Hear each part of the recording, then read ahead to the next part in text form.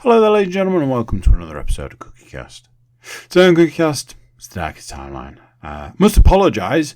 Apparently, I need my mouth washing with soap and water because I've got a very, very rude mouth this week. I don't know why. I don't know what was going on. More than a few F-bombs in this one. So if you're offended by bad language, this one might not be for you. As far as the subject for this week, parties. Party. Talking about my favourite time of year.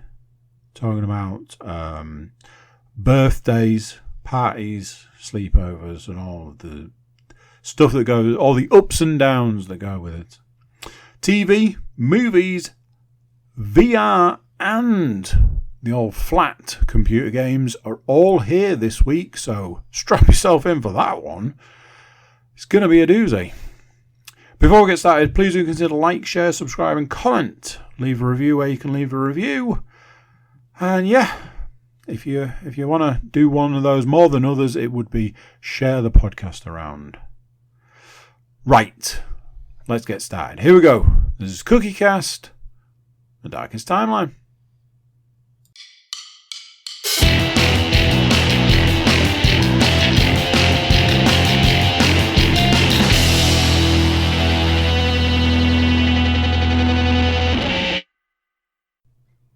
Boom. There. I surprised myself. I was like, you know something? If I don't start, I never will. Been one of those evenings, other stuff, and those other things delayed everything, and because everything was delayed, honestly, I just kind of said, fuck it, knowing that wasn't the right answer. It's just not the answer. At this point in time, it's 2 hours till bedtime, and this whole situation is going to take me about 1 hour 50 minutes to do. So, yeah, it's not the answer, but it's kind of how I live, isn't it? I haven't even opened the list. Here we go. List open. Right. Okay. It's not a bad one this week.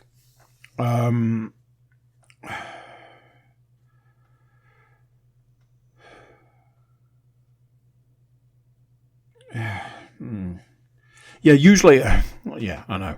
Podcast gold, this. Usually I do a read through before I click the record button, but like I say, I wanted to surprise myself, so now I'm trying to read the list, going, yeah.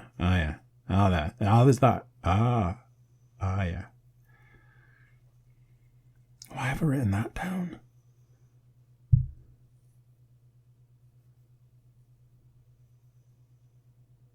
Why? I have absolutely no idea. This week, I've been doing something different with my list. And just sort of, a part of me was like, I don't need to write that down. I'll remember. Like a fucking muppet. I'll remember. I haven't remembered anything in 35 years. My entire reminder system on my phone is like 90 reminders a day to remind me to do things like breathe and stuff. That's the situation. So why? I would think, I'm not going to write something down about that. I'm just going to put one word. I'll remember. I've never remembered anything. Honestly, I do wonder how the fuck I walk and talk at times. And there's no actual proof that that's happened.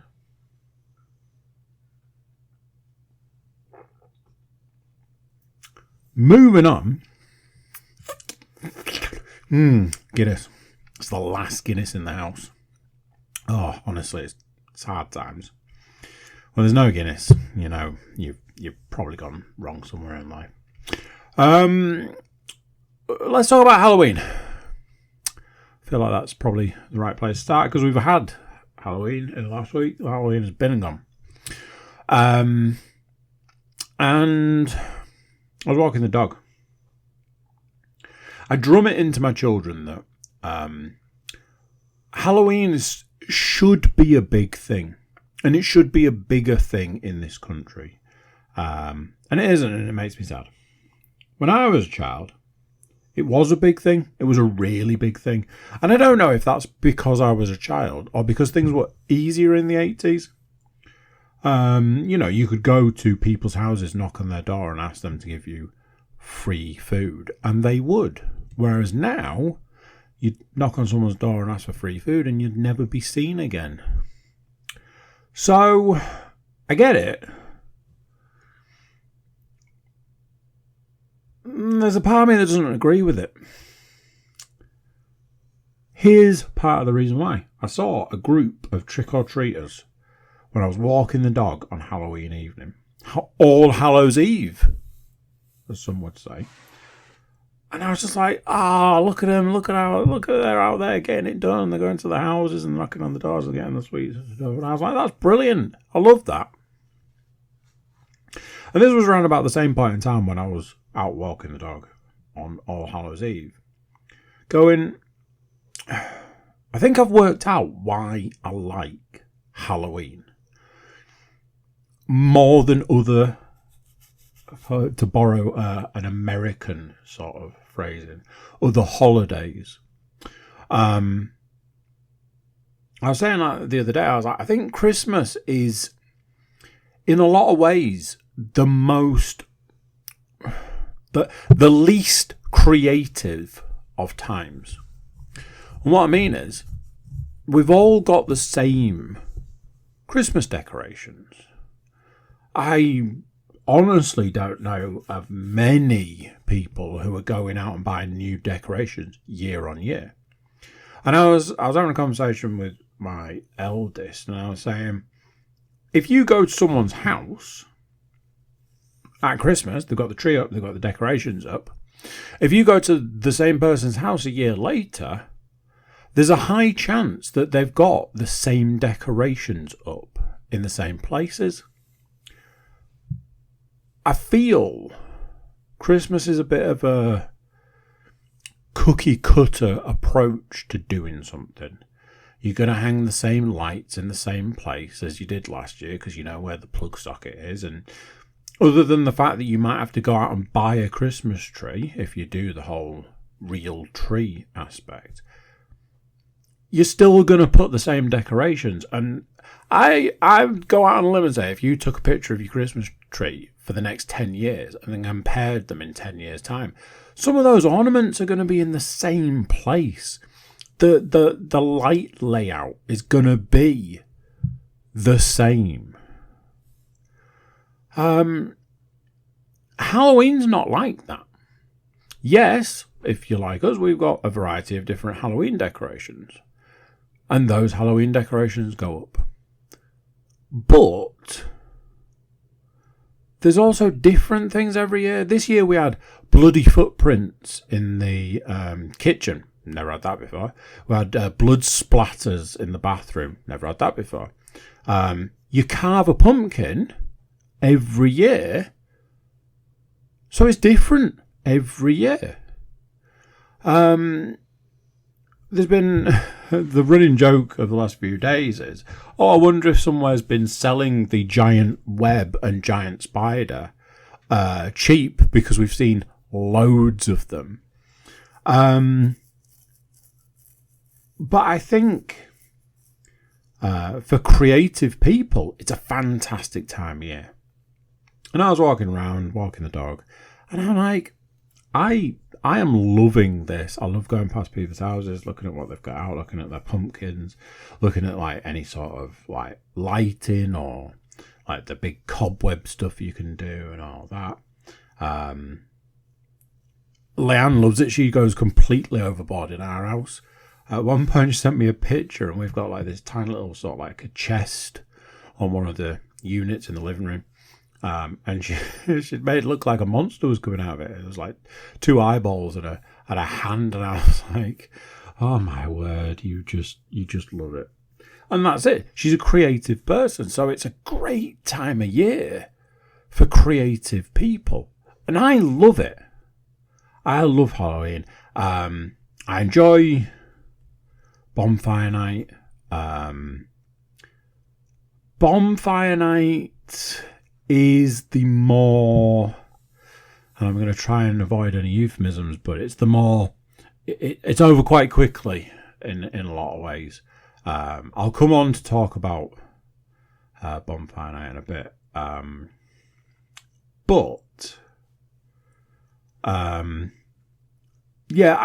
starting to think that Halloween might be my favourite outside of Christmas. Because the running joke every year, podcast time, getting to December, November, October, I start with I love Christmas, but fuck me, why do we have to start in July? I'm not done that as much this year, and I think that's largely because it's the 4th of November today. It won't be the 4th of November when you're listening to this. It's the 4th of November today, and there was a point today where I was like, man, I'm really regretting wearing this jacket because it's really warm, and I think it's 9 degrees at 10 o'clock at night. I saw a post the other day. It was like, in my day, you wore your coat over the top of your Halloween costume because it was cold. And I went, yeah, that's right. But a couple of times over the last couple of days, I was like, man, I really wish I hadn't brought this jacket. So yeah, weird. I got one thing to talk about. I meant to do a small amount of research for a couple of the items on today's list, and I haven't. Part of me was like, I thought I'll do it live because we all love that. And another part of me was like, don't do it live because it's fucking annoying. I'm going to have to apologise for my language on this one. Apparently, I've got a bit of a potty mouth this evening. I can't really tell you why, but... So this is a twofold story. One happened on Friday and the other happened today, but they both relate to each other. So, took all of my daughters to buy new climbing shoes on Friday. And barring the whole going to a shop to look at climbing shoes and the absolute freaking nightmare that it was, and I don't mean anything to do with my children. I mean the shop we went to is nothing short of an absolute shit show. But you gotta go where the shoes are, I guess. So let's scratch all of that off and let's talk about what I actually want to talk about. My eldest had a birthday, so she's got money, and that money is cash money. People put £10 or 20 quid in a card, 50 if you're really lucky, apparently, and it's cash. Now, I had a conversation with somebody the other day who said, I don't use cash for anything other than, ironically, putting money in your children's birthday cards. And I went, yeah, I understand that.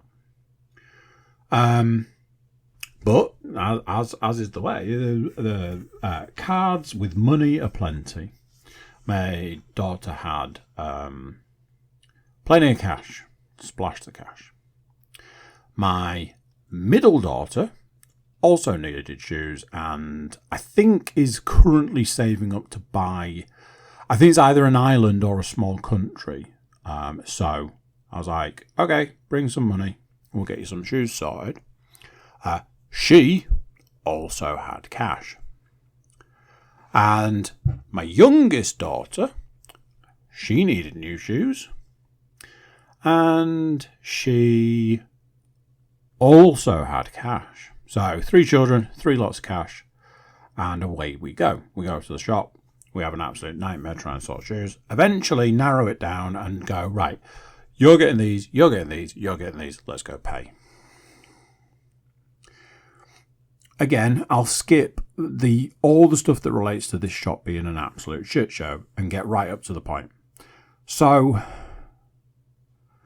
the point where payment is required, I'm stood there going, right, you hand over your cash, and you hand over your cash, and you know, no surprises, hand over your cash. And it was like the whole place went to like some kind of DEFCON level. They were literally like, this person wants to pay with cash. What do we do? Now, that is an exaggeration. It was little column A and little column B. The column A was, oh, you want to pay with cash. Then they had to let somebody else know this customer wants to pay with cash. I feel almost like they discovered a dinosaur roaming the shop and had to get people to come and look at it.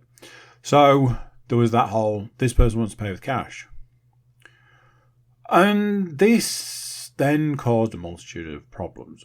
One of, and I think possibly the finest problems, was they had to request someone to bring them change because their till didn't have any change in it. We needed £4 coins and they were unable to do that. And I'm like, there was this thing from a while ago that talked about how this whole cashless society thing is all designed around people making money off the back of it. Paying on your card diminishes the money that you're spending. Cash is cash. If you've got £10, it's £10. Whereas if you buy something for £10 but you use your card, you lose a percentage of that money to fees and charges, and ultimately the banks are just making a fortune off the back of the fact that you like to be able to beep your phone. And ultimately what ensued was this long drawn out process of trying to use cash. And the irony, to make it just a little bit sweeter, was I was buying something, a very small item, and I wasn't paying cash. So you think, well, there you go then. You're going to see the two sides of the same story, two sides of the coin. One group paying with cash, one group paying not. You're going to see how easy it is, how simple it is, how problem-free it was. Absolutely not. When I'm trying to pay £2.50 using my phone, yes, I know, I'm a hypocrite. Yep, that was almost as much problems as trying to get £4 change. Honestly, I think in hindsight, I should have just said that we had a terrible shopping experience. If you want to add a cherry to the top, when we left the store, the alarm went off, and I jokingly said to my daughter, "Oh, that's you stealing stuff. They'll be coming for you." Nobody came, and we left. So when we got home, and I was like, "Oh, you should put your climbing shoes on so that you can, break them in." She was like, "Is that with or without the security tag?" Like, for fuck's sake. So yeah, that was a trip back to the shop on a different day. So,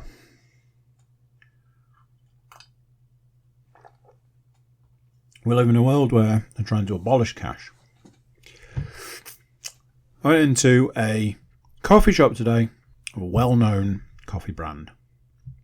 However, not fully connected to said brand because it's through a different business.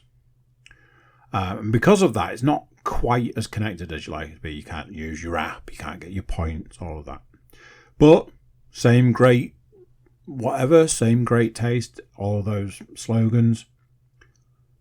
I'm stood at the counter, I order my drink and I pay, and I see there's a little sign on the counter. And I was like, oh, what's this little sign say?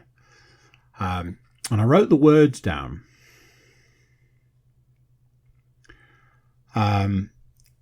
Because the words were, dirty cash don't want you. The rest of the time went on to talk about how the company was cashless, and they don't take cash. They don't put cash in the tills. You can only pay with contactless payments. And I was like,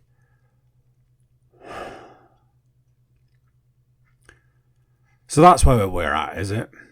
We're going to talk about how cash is dirty, and that's why we don't want it. We're not going to talk about the fact that ultimately we're devaluing our money, and the banks are making free money, essentially.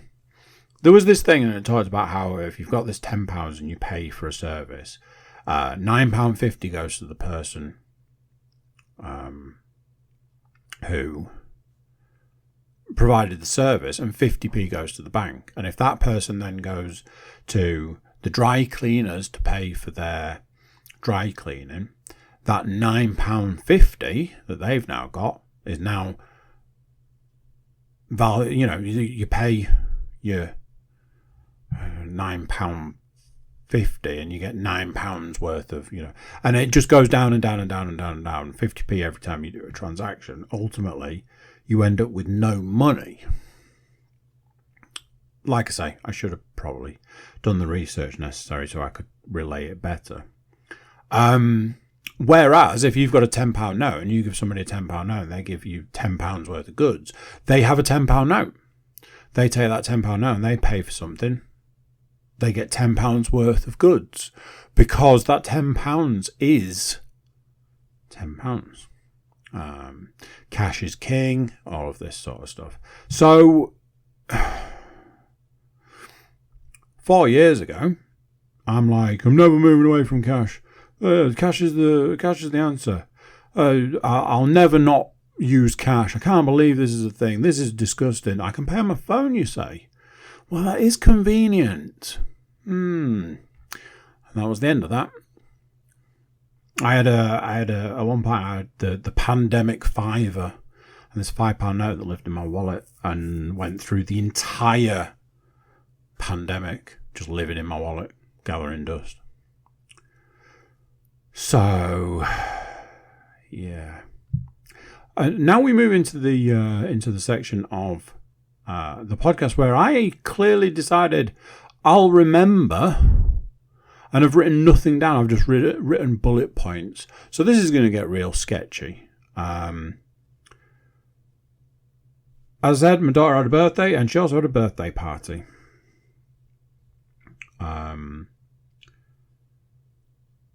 Don't need to sort of talk too much about that because that was just a thing.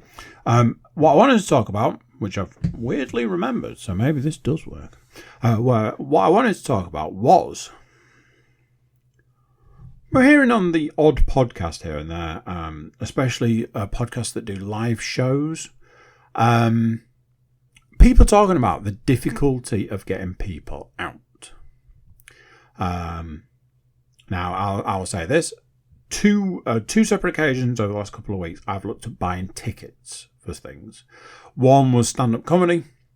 The other was live music. I got through the process of, I want to do the ticket thing. And I got to the point where it told me how much it was going to be. And I looked at the price. Obviously, you've got to look at that sort of breakdown where it's like, the ticket is £40, so we'd like £57.90 from you. And you're like, but the ticket's £40. So why am I giving you another third on top? And then it gives you a breakdown, and all of the breakdown is just utter horseshit. And you're like, the ticket's 40 quid. I don't understand. You got that side of things. There's another one where I'd have to buy 2 tickets, and it was like, oh yeah, it's going to be £130, please. And I was like, that's That's an awful lot of money when the thing in question's a long way away, so it's going to cost me a fortune to get there and back. So I had this thing where I was like, I guess I don't do these things anymore. Now, admittedly, one of the situations was an arena, and I presume an arena equals more expensive ticket. And the other one was in that there London town. And like I say, I had to consider the there and back cost involved, and when I can't give you £130 and then probably spend the same getting there and back. But I had that realization of, I guess I don't do these things anymore. Now, if one of them had been closer, I maybe had been able to justify the ticket price. If one of them had been not in a stadium, an arena, again, could have maybe justified the ticket price. So I'm not putting it all onto that. But I've been hearing on podcasts recently, on podcasts that do live shows, that they're struggling to sell out. A couple of podcasts recently listened to where they were like, one of them was like, we're actually thinking of stopping because we can't physically sell the tickets. And we're a live podcast. So we're not really sure the point of doing a live podcast if people don't turn up to see us. And that was a big thing. And they sort of did a bit of a, why is this? I've had another one where they were like, we're doing this live show, but we haven't sold the tickets. We're not really sure why. So, please do buy tickets, because otherwise, what's the point?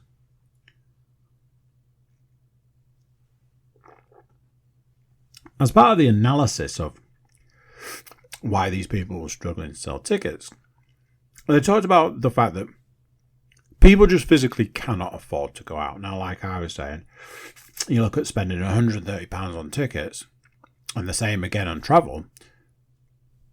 Like me, you're probably not going to do it. That's kind of the end of that.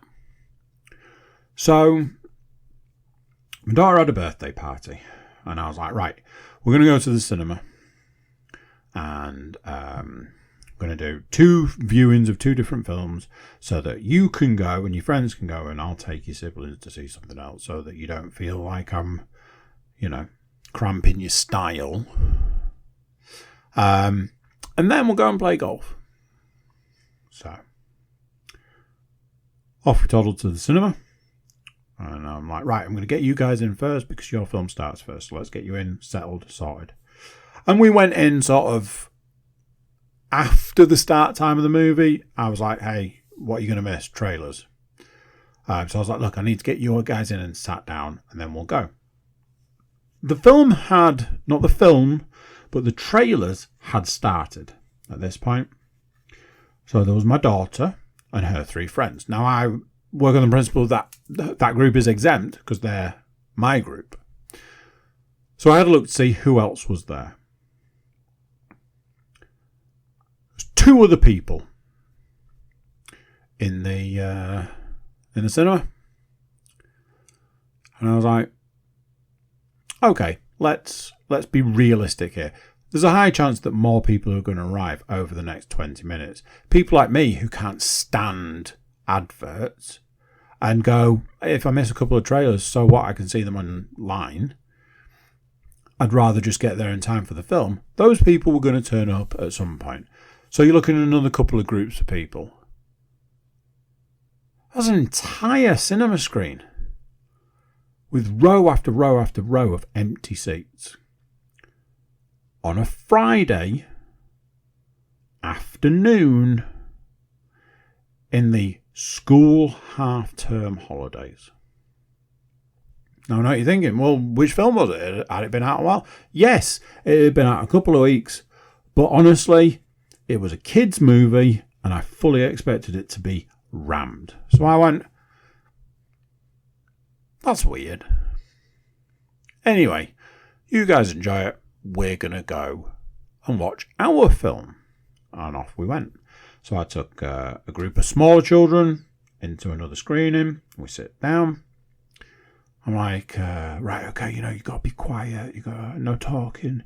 If you need anything, just give me a tap and try and work through it, work it out, sort of thing. Because you got to be respectful of the other people that are here. When we went into the screen, 2 of my children said, "We're the only people here." And I said, "Yes, because we've turned up early." The man said we could go in because the screen was ready, but it's 10 minutes before the film's due to start. So we played this game, and it was, will anybody else come in the next 10 minutes before the film starts? Trailers, adverts, whatever you want to call it. 5 minutes in, they start playing the repeating screen, like, please turn off your phones, please don't talk, blah, blah, blah, blah. Nobody has turned up at this point in time. Within the next 5 minutes, we heard the door go, and I was like, we're not the only people anymore. 2 people come in, they find their seats, they sit down. I'm like, cool. Just at the point that the adverts were about to start, door went again. 3 people came in, found their seats, sat down. Between there and the film starting, no one else turned up. And like I say, let me reiterate on this one, very much children's film, very much in the middle of the afternoon of the Friday of the half-term holidays. A couple of minutes into the film, door goes, I'm like, oh, here we go. And a family of 4 rock up, sit behind us. That was it. And it was round about this point in time that it dawned on me that when we were out and about and walking round the cinema, there was nobody there. There were more staff, which was 2, than any other people I saw in the cinema. I'm like, what the hell's going on here? We watch the film, we get done, we get out, toileted, drop off a couple of children with respective parents, and off we go to the mini golf place. I take my youngest daughter, my middle daughter, and her friend have left. They've gone off to a party, because apparently that's the way we roll these days. And my eldest and her friends. So there's 6 of us, and off we head to the golf place. And we get there, and there are people there. It's not empty by any stretch of the imagination. It's not dead. You certainly wouldn't say that. There were people there playing golf, and that was that. So I was like, okay, we're a little early, but, She was like, is this your booking? I said, yeah. She was like, it's fine. You can get started. So we go, and I'm like, right, you guys pick which one you're going on, and then me and this guy will pick a different one, so we're not hounding you or whatever. So that's what we did. And we had a round of golf, and we had to wait and wait. Every hole we had to wait. Every hole we had to wait. Every hole we had to wait. A family of 4 let me and my daughter go through, which was great, because then we could stand behind a family of 6. So, we have our first round. And I say to my eldest, well, which course are you going on now? She's like, oh, we're going on the one you've just come off. I was like, cool, we will go on a different course, which we did.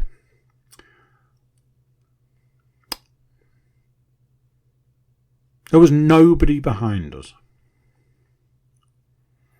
for the entire time we played. Now, there were people in front of us, and we caught up to them because we were a 2, they were a 5, I think it was. We caught up to them fairly quickly, but on like the 8th hole kind of thing. And it was just that sort of, we then had to wait for the last couple of holes. By the time we get done and dusted and come off, my eldest and her friends are about done. And I was like, right, let's look at some food. Let's get some food ordered. We'll order some food. Duh. Took a load of orders. Ordered some food. Not long later, the food came. And we sat down to eat. And again, I'm like, hey, You guys sit here in this booth. Me and my youngest daughter, we're going to go and sit on a different table, so we're not bothering you. Be nice, eat food, be merry. Me and my youngest daughter go and sit down, and I look around and I went, what the hell's going on in here? There was us, 6 of us, and a family of 3. And that was it. Now, at this point, we're moving into Friday evening. Half-term holidays. The place is dead. And I'm like, what is going on? These are 2 places I would expect to be very busy at this point in time. Now, here's the thing. I will say this. I didn't pay full price for the cinema tickets. If I had have paid full price for the cinema tickets, I'd have maybe reconsidered, because it would have cost me, nearly twice as much. And that's a big hit to take when you're paying for 9 cinema tickets. I did, however, pay full price for the golf and full price for the food.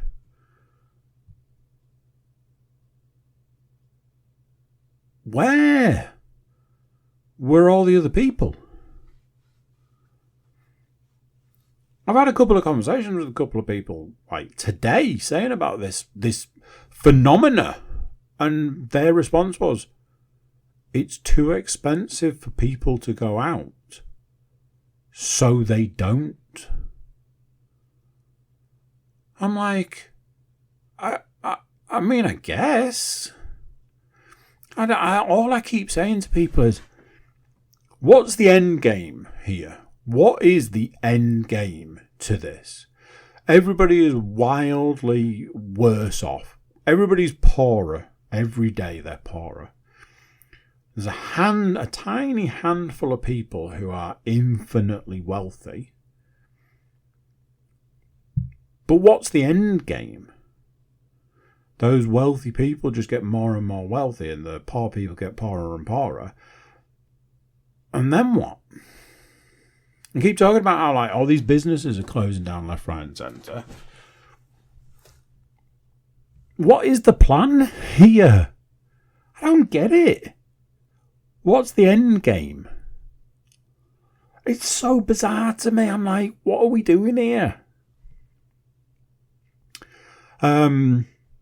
As part of my daughter's birthday celebration, I'd arranged for her to have a sleepover with a completely different group of friends, doubling down on the birthday celebration. Oh my days.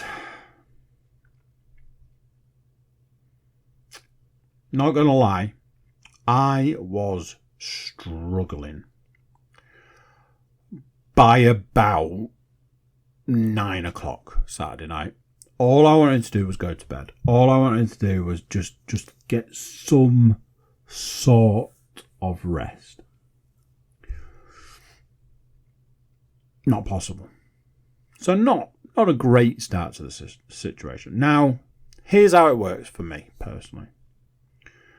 If it's the holidays, you can have until 10 o'clock to do whatever you want. You want to watch a movie, I'll put a movie on. You want to play computer games, I'll put computer games on. You want to, sit and read books? Let's find some books. Do whatever you want until 10 o'clock. So that's that. Then, 10 o'clock onwards, you can, if you're clever, know what you're doing, you can have what I like to refer to as the wind down hour. 10 o'clock onwards, if you're watching something and it's like, oh, there's just 10 minutes left, can we finish it? Of course you can. Oh, we want to finish this and then can we do this? As long as it's not a big activity, I think previously there was if we turn this off, can we sit and talk for a bit? Yeah, you can have until past. Because the point being is boundaries with flexibility. You wanna feel like you're being firm but fair. So you say, I want you to go to bed. And you're like, oh, can we have another half an hour? Go on then. It's that. I want you in bed, lights off, no talking, by 11 o'clock. And I don't want to hear a peep out of you, barring going to the toilet, until the morning. And that, ladies and gents, at this age, is how we do the sleepover.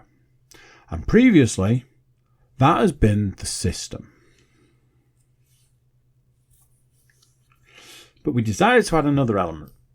We've added another element to the mix and added another child to the combo. 10 o'clock comes and there's no sign of this situation slowing down. Absolutely zero. I have apparently managed to find a film that I was like, this will be a solid 2 hours done and dusted. Apparently I found a film that was best part of 4 hours long, or at least that's what it felt like, because all I could think the whole time was, how long is this fucking film? It was just going on and on and on. Every time I came in the room, the film is still going on.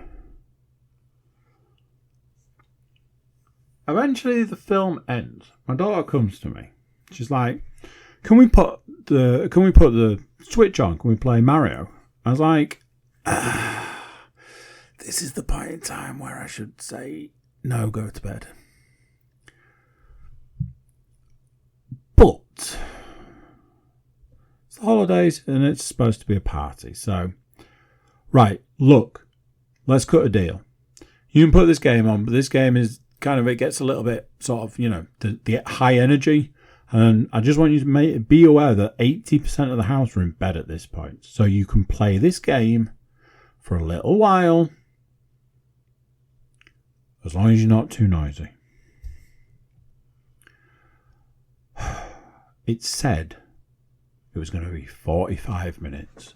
I'm like, that is kind of perfect for me at this point in time. It's 45 minutes for you to have your fun, get sorted, and go to bed.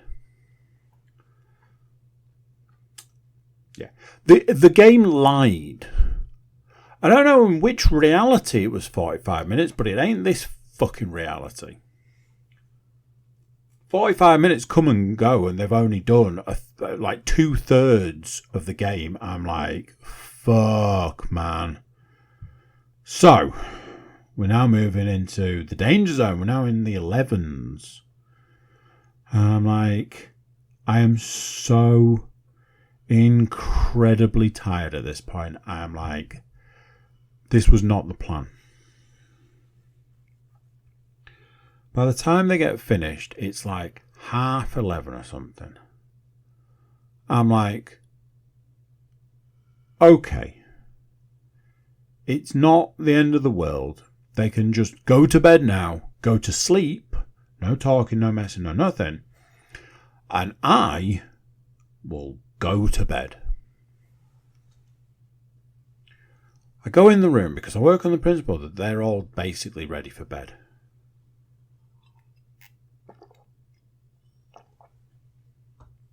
I go in the room. The sight is what I expect to see in about another 10 years' time.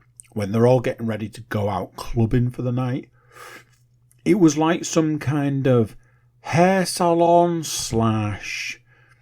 beauty parlour / it had all the vibes of, oh, we're just getting ready to go out. I'm like, what the fuck are you doing? One needed the hair brushing. One was going to brush their hair next. One was going to do some sort of design with hair. One was looking for something. One needed to go in a bag. One was going to find a thing in a bag. And I'm like, it's 11:30. My, not anger. That's not it. Like, I'm gonna say stress, but that's not it either. Oh my word, I just need you to go to bed now, was through the roof at this point. And I'm like, WTF. I think I might have to go to bed without solving this problem and work on the principle. You're just going to have to solve this yourselves. I think in the end I ended up going to bed at like 12:30. There's been a battle between me and them because I turned the light out. And I'm like, I'm going to turn the light off. Turn the light off, and everyone's like, it's dark. I'm like, that's what happens when you turn light out. It gets dark. Sleepy time. Sleepy nights. Can we put a light on? No. Can we have a torch? No. Can we use our phones? No. Can we? No. Go to bed. Go to sleep. Just. Next day, I'm like, this was all my fault. I should have been very clear from the very start. Laid out a time scale for absolutely everything. And just been like, by this point, I want you in this place. By this point, I want you in this place. And by this point, I want you in bed. Quiet. Sleeping. That's what I should have done. So it was all my fault. And I resigned myself to that the next day and then moved on with my life. One of the things that I did on Saturday night, as part of sleepover festivities, was Lionel's like, I've bought some fireworks. I'm like, cool. Fireworks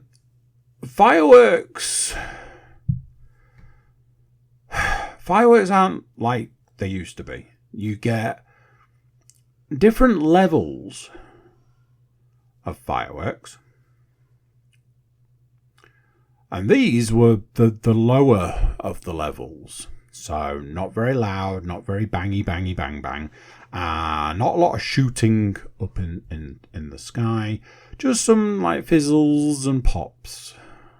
Which, to me, is super disappointing and super depressing. But hey, the majority of the people are like, we're going to do fireworks. Oh yeah, where can I stand? Where can you stand? You can stand there. No, inside. Where can I stand? Don't matter where you stand inside. Fireworks are outside. Yeah, but so I can see them. What? So, how many? Right. I'm trying to work out because there's like 6 of us, and then there was other bits. So 8 people, and there's 3 people in the garden. I'm like, there you go, 2024 fireworks, ladies and gents. And then everyone came for sparklers at the end. Yeah. As you do. You save the biggest for last. I remember one New Year's Eve, a friend of mine, his parents got some fireworks, New Year's Eve fireworks. And one of them was the size, shape, and a yield, shall we say, as a nuclear bomb. It was so big, it was so loud, and so just insane that it set all the car alarms off in the vicinity. It was hilarious. So you save the big one for last. So I'm like, right. I was like, right, I've got this one. It's big. It's a repeater, 21 shot repeater. And they were like, oh, what's that going to be like? I was like, it's going to basically go bang, bang, bang, bang, bang, bang, bang, 21 times. And that'll be it. And then the fireworks are over.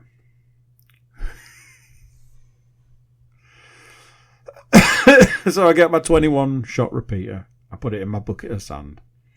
Got the wick. And the wick was tiny. Fuse, whatever. It was tiny. I'm like, I'm going to get my head blown off by this thing. So I'm there with my little lighting stick. And I'm like, okay, here we go. Going to do it. And it lit. And I ran away. And in a true firework disappointment, it went bap, bap, bap, bap, bap. And that was it. And I was like, did anyone else count 21 shots? Or did you guys count 4 like me? Because what the fuck was that? And there is flaming debris all over the garden. Leon's calling down from the upstairs window going, the garden's on fire. And I'm like, yeah, I can see that. But I'm more confused by the fact that it said 21 shot. There's no way that was 21 fireworks. So I think we got a dodgy one. Yeah. Me and Leon were talking at length yesterday afternoon and moving into the evening about how amazing it would be to have a fucking day off. I've written down, need a fucking day off. I had a conversation with somebody I work with, and I was saying, you can't complain that you don't get time off when you've got 4 children. Because people look at you like, maybe you shouldn't have so many fucking kids then, should you, dickhead? And there's not a lot you can say to that. Because they're right. You don't have children to have days off. I remember having a conversation at one point going, but there aren't any days off. And getting into this debate, this backwards and forwards of, yeah, but I just like some time off. It's like, but there isn't any time off. You're a parent. You don't get time off. You get 18 to 21 years of 365 days of around about 21 hours a day. And then at the end of that, you're more than welcome to curl up and die. Because that's your contract has been fulfilled. That's it. That's the deal. So, to say, man, I really need a day off is a redundant thing. Of course you need a day off. But, I say it every holiday, but you know when you're that guy who uses the cliche, oh, I came back to work for a break. There was genuinely a point this morning where I looked at the amount of work I had to do and went, oh man, that is so much work. But at least it's going to be easier than dealing with anything I've dealt with over the last few days. So mine and Leon's favourite thing these days is talking about what we would do if we had a day off. And then I'm so conditioned that I'm like, well, it wouldn't be a day off, would it? Because I'd still have to run and work out and go on the treadmill and do this, do that, do the other. So even a day off from, like, randomly a day off from parenting, it's not a day off because you've done all the other stuff. I think I might be losing my marbles. Maybe that's the problem. I've set myself the you need goals in life, and my goal is to just make it to the point in time where my son goes to school, and then find some way to keep hold of the 1 day a week that I have, quote unquote, off.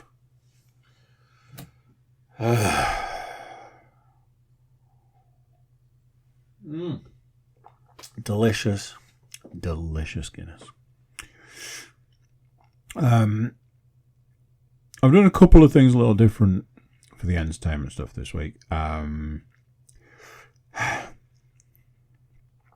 Mystery in Between, Season 3 is all I've written down.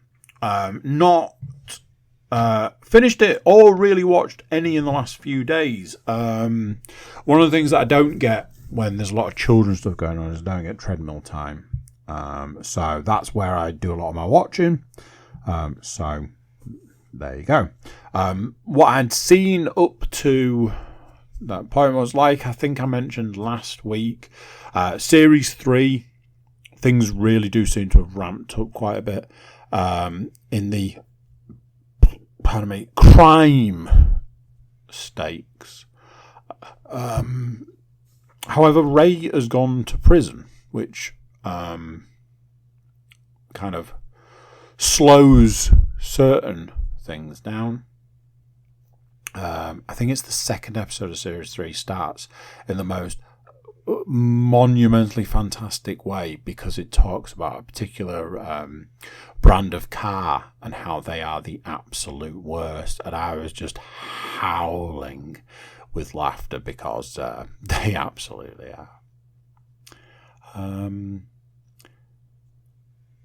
Something that's sort of peeking through in this series already is some of the regrets that Ray might be experiencing, certainly around the way Series 2 ended, and certainly around relationship breakdown from the past. Something that I find strange is the relationship sort of thing, that because Ray's character, like the character, had this relationship, had this girlfriend, and then there was a point where she wasn't his girlfriend anymore, and that's just been that. But I was honestly under the impression that she had a bigger role in the series, so it's been a bit of a weird one. If I'm honest, I think she may have been written out of the series because I have a feeling she may have been pregnant, like the actress playing her. I'm not sure. Cannot confirm that, so don't quote me on it. I've seen 2 movies in the last week. That statement is a lie, because one of the films, I'm pretty sure it's taken me 2 or 3 weeks to watch it. So let's talk about that one to start with. I finally finished Rebel Ridge. Firstly, I've got to say this. Before seeing this film, I heard somebody describe this film as Rambo if Rambo was a black man. And I went, huh? And all I could think is, I really wish I hadn't heard that description, because the whole time of watching that film, I was like, yeah, you're right, it is. Anyway, that aside, Rebel Ridge, genuinely good film. Fantastic film. I really wanted to see it. It really spoke to me on a few levels. I know the main guy, the main actor in it, has recently been cast as Jon Stewart for the Green Lantern TV series, and my word, if that's not fantastic casting. Oh, very good. Can't say I've seen this guy in anything before, but wow, what a way to explode onto the screen. Great film. Don Johnson seems to have resurfaced out of the 1980s and seems to have... He's the... I don't want to spoil it, but he's the bad guy in Rebel Ridge. Or should I say one of the bad guys in Rebel Ridge. A couple of other faces I recognise. One of the other cops. Yeah,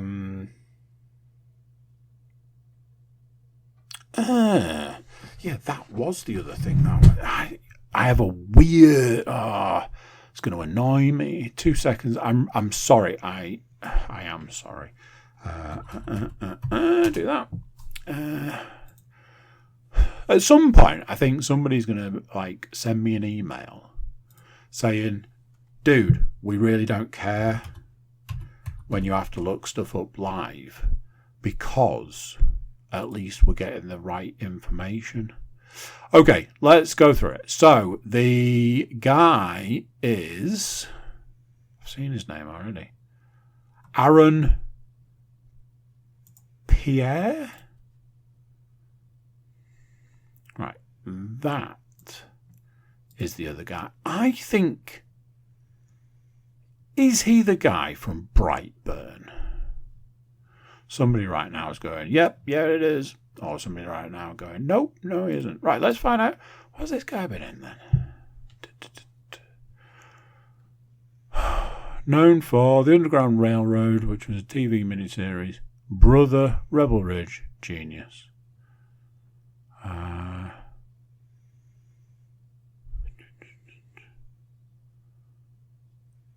It was in Krypton, the TV series, yeah, hasn't really done much. But apparently he's going to be the voice of Mufasa in the upcoming Mufasa film. So that's interesting. And yeah, like I say, apparently he'd been cast as Green Lantern, as the John Stewart Green Lantern. So, were you? You absolutely were in Brightburn. You absolutely were. Where is it? Come on. Yep, you were the dad in Brightburn. I knew you. So yeah, a few faces that you recognise, some that you don't. New faces to me. Fantastic film. Couple of minor plot holes towards the back end. One of those where you know that they're trying to make a situation, what that situation needs to be for the film to work the way it should work. But it's not quite as organic as you would want it to be. Outside of that, it's just an absolute banger of a movie. One of those rare occasions where it's like, this film's going to be on Netflix, and I go, okay, it'll be rubbish then. And then you watch a trailer and you go, although it looks pretty good. And then you watch another trailer and you're like, that looks pretty good. And then you hear some reviews and it's like, that sounds the way the trailer makes it look. So I've got to watch it. Absolute banger. Can't rate it enough. Really good. The film we went to see at the cinema, and I do have to caveat this ever so slightly, was The Wild Robot. My youngest daughter has been a little obsessed with seeing this film, right up to the point she found out her sister was going to see Transformers and went, I want to see Transformers. I was like, you've been going on about seeing The Wild Robot since you first saw a trailer for it, and that trailer had no words in it. Oh, but I want to see Transformers. Oh, I mean, I don't know what to tell you. What I will say is this. I went to the cinema to see it, and two of the children that I took with me decided about halfway through that they needed the toilet. So I missed a part of it. And apparently, what's super helpful is when someone goes, oh, I cried loads in that film. All right, yeah, when did you cry?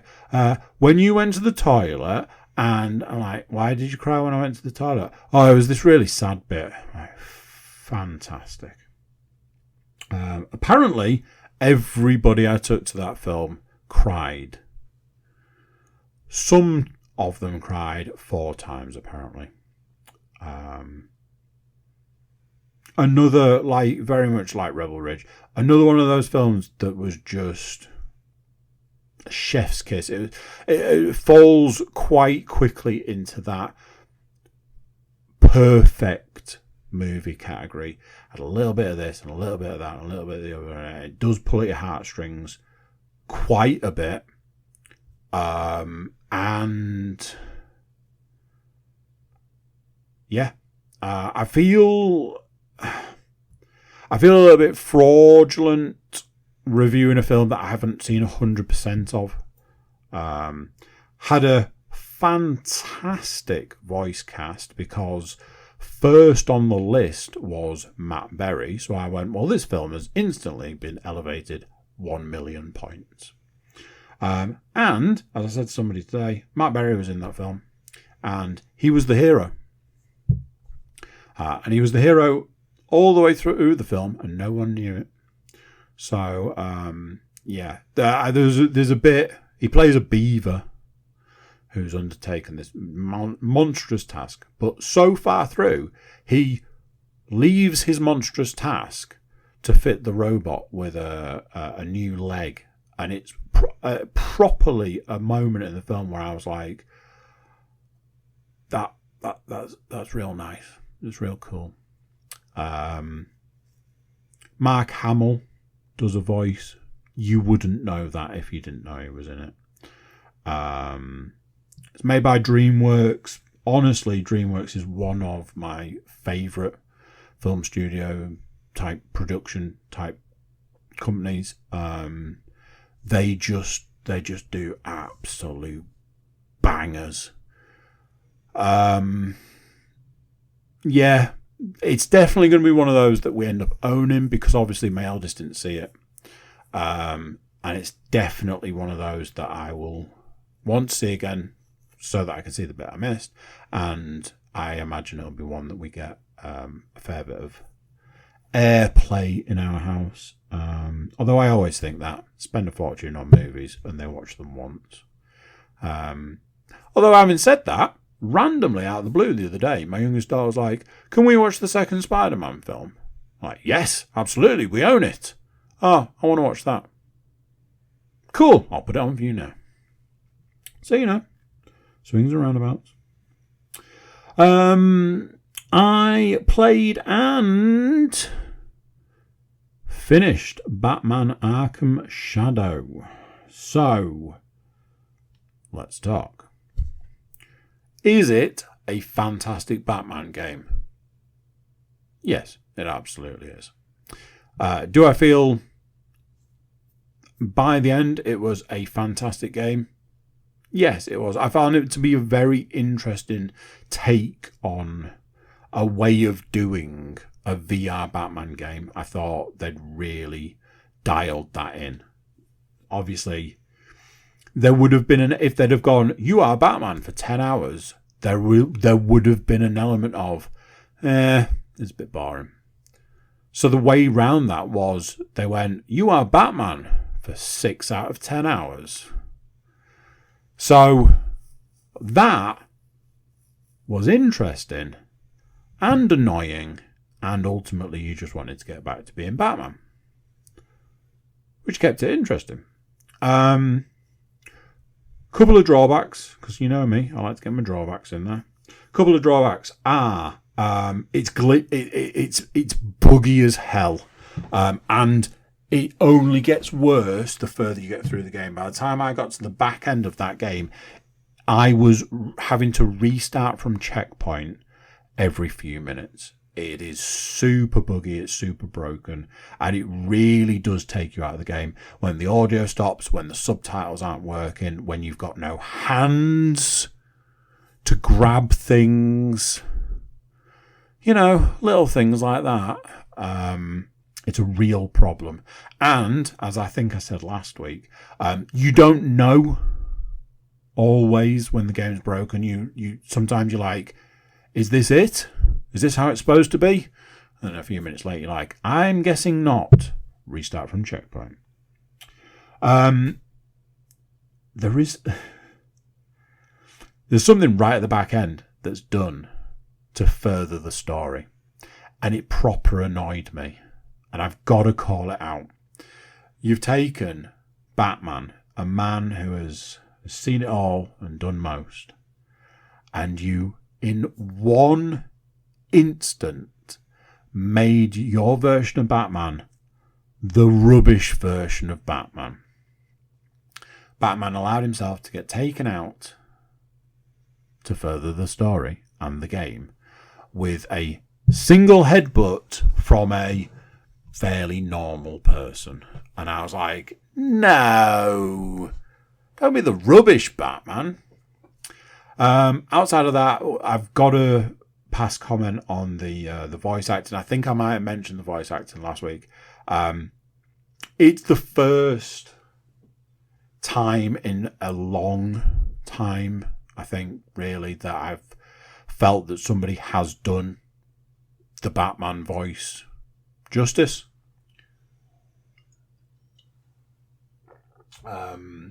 I think I went through all of this last week. I think I looked up who it was and stuff like that.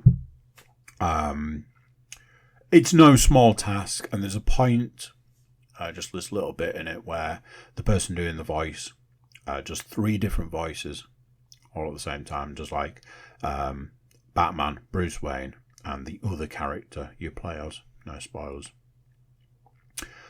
All in the space of like 30 seconds. Just bang, bang, bang. And I'm like, good acting. It's a great game. At this point in time, I imagine it's probably been fixed a few times by the time you get this. And it's just, yeah, 2 thumbs way up. One of those games, it's probably a 9 out of 10. And I think the point it loses is probably performance-based. What I will say is this. I will more than likely delete it from my Quest. And then I'll probably leave it for a little while and then maybe look at going back to it in the future. I believe there's a way that you can essentially play it like New Game Plus. You can go back to previous points in the game. So I think I would look at doing that, certainly. I made a note to talk about a game that hasn't even been released yet. I was very worried that I wasn't going to get Batman finished before the 7th, which is 3 days away, because that's when the Metro VR game gets released. Getting a massive amount of hype, this game. They're talking about this could be the biggest game since Half-Life Alyx. Obviously, Batman has opened the door to this like AAA VR game situation, and honestly, I am here for this. I am loving every minute of it. A few other games to talk about. It's a little bit computer game heavy this section this week. The question of which is the better game, Force Unleashed or Jedi Survivor. And Jedi Survivor was fucking garbage, and The Force Unleashed was an absolute pearl. The argument would be which is better, The Force Unleashed and Jedi Fallen Order. I asked somebody this question today, and their answer was, it's obviously Jedi Fallen Order. And I said, is it though? Because I could sit you down and argue for as long as you want that there's a possibility The Force Unleashed is the better game. Why am I saying this? I've recently played and finished The Force Unleashed for about the 50th time. I used to absolutely love that game, and it's very much been in that that sort of Dead Space kind of, every now and then I'll put it on and play it and love every minute of it. I finished it and immediately uninstalled it and installed Force Unleashed 2. Put it on and I was like, oh man, this game is fucking awesome. I was a huge fan of those games. I felt the second one was ruined by, simply put, quick time events. It was a massive gripe at the point in time that game was released, and I genuinely think it killed that game and that franchise. Obviously, fast forward probably 20 years, or the best part of 20 years, and you're faced with a game like Jedi Fallen Order, which honestly I genuinely think might have been the last great game to have been released. And funnily enough, its sequel, which is one of the worst games I've ever played. So there you go. I originally picked up a game. It cost me 77 pence. And it's a game called Generation Zero. I've played the beginning. One of those where sometimes if you ignore a review, it comes back to bite you in the ass. I watched a review for this game before buying it, and it said, the game has no direction whatsoever. The game doesn't tell you where to go, what to do, or how to play. What it does is gives you a lot of possibilities, but it doesn't spoon feed you the game. You have to do it all yourself. And then it was like, if you like repetitive stuff, and if you like just that sort of that survival game element, shooting robot enemies and stuff like that, this could be the game for you. And I went, I'm going to ignore the one bit of that review that's probably important. Paid my 77 pence, got it installed, put it on and went, wow, it really doesn't give you all that much direction. It's very much a game I'm probably going to come back to. It's definitely a game I needed more brain power than I had at the point in time I put it on. So there's that. Another game I paid pennies for is the game House of the Dying Sun. A very unicorn-esque game because when I bought it, it told me it was Steam Deck verified. And I went, cool. And it was also VR supported, which is almost unheard of. So that's right, it's a 2D flat platform, not platform, Jesus, a flat game, as I believe they're referred to these days. And it also has the ability to be played in VR. You are flying a spaceship, flying around space, pew pew pewing, and it works on the Steam Deck. But if you want to play it through Steam VR, go nuts. I put it on and I played it on the Steam Deck and I went, this is cool. I'm enjoying this. I bet I'd enjoy it more in VR. So I played a little bit more and then turned it off and went, I think I'm going to play it. I think I'm going to give this a go in VR. So it was one of those because ultimately my VR playing for the next a few months is probably mapped out because at this point in time I think I've got 4 VR games ready to go. And like I said, in 3 days' time, Metro comes out. So, yeah, stay tuned for that one. That is the podcast, ladies and gents. If you made it this far, thank you very much. And I'll catch you next time. So there you go. What do you think to that? Another one done, another one gone. Big thank you for watching, big thank you for listening, big thank you for being here. Before you go, if I can trouble you, if I haven't enough already, please do consider like, share, subscribe and comment. Leave a review where you can leave a review and check out the website, thecookiecast.com. There we've got social media links and an email button, and that way you can get in touch with us. That is it for this one. Until next time, I'm going to say bye, and I'll see you then. Thank you for listening. Thank you for listening to this awesome Cookie Cast.